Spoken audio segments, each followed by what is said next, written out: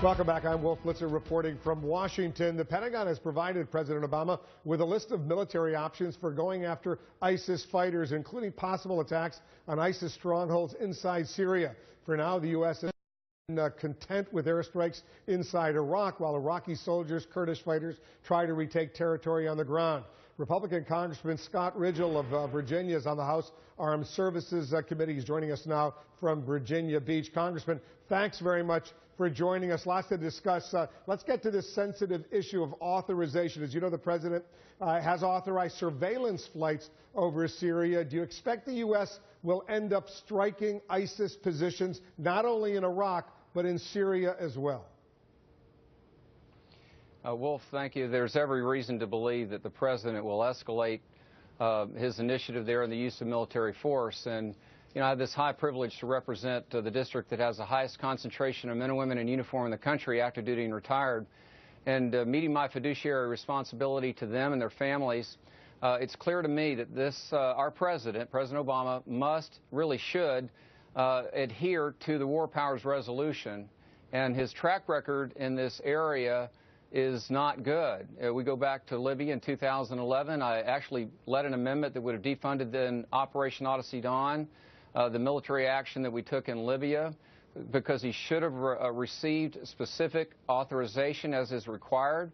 It's not the King's Army, but he did not do so. And then last year, as he began to indicate that he was going to launch military operations against Syria, Barbara Lee and I led an effort to really slow that down.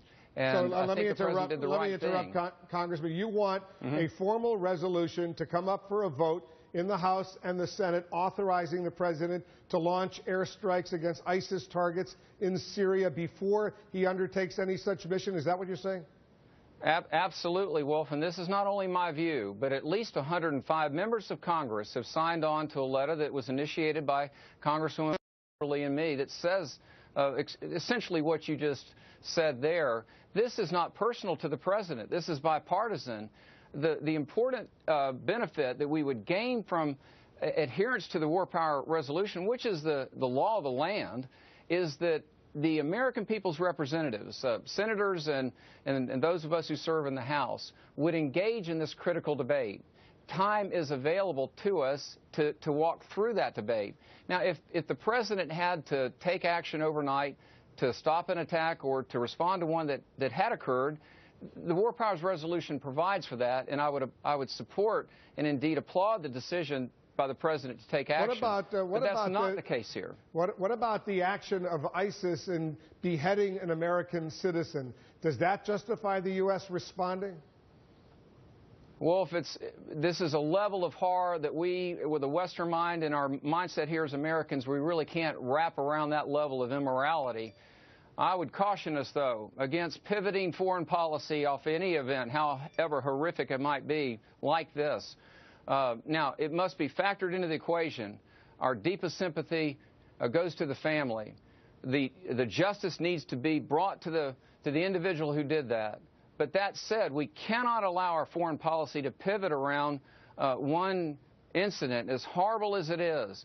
Now, in the overall equation, we will factor it in. Let me interrupt one more time, Congressman, and apologize for interrupting, but if the U.S. were to launch drone strikes with Hellfire missiles to target and kill ISIS leaders who were responsible for killing that American, would that require congressional authorization, a roll call vote in the House?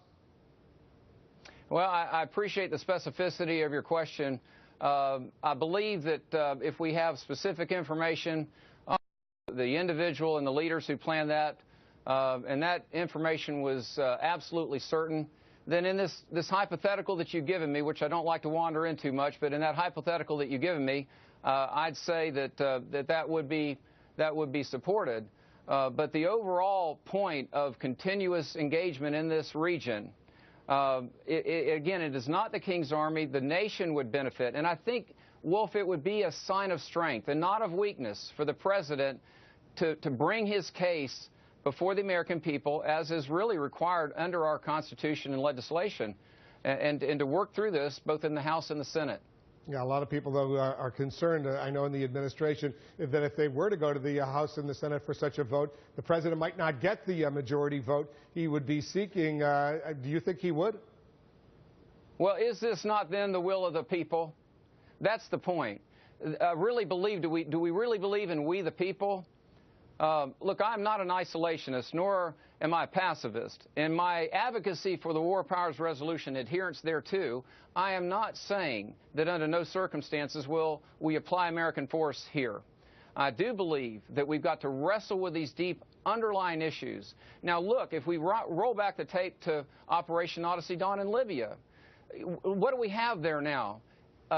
It pains me to say what we have there. It's a cauldron of confusion. There is no stable government there. Now, it's really off the radar because you only have so much bandwidth of time, and it can't be reported properly in the press. But Libya itself is dysfunctional now, and yet we launched over 221 Tomahawk missiles into this country, and the president didn't receive authorization for that. Yeah, I remember vividly that those Tomahawk cruise missiles, the other U.S. military actions, wound up costing the American taxpayer more than $1 billion. The Libyan government never reimbursed the U.S. for any of those funds. And take a look at you're absolutely right. You see the chaos that's unfolding in Libya today. It's a disaster. As bad as Muammar Gaddafi may have been, there are a lot of experts who say that what's going on in Libya right now is, if not as bad, even worse. We're going to continue this conversation down the road. Scott Rigell, the congressman from Virginia, thanks very much for joining us.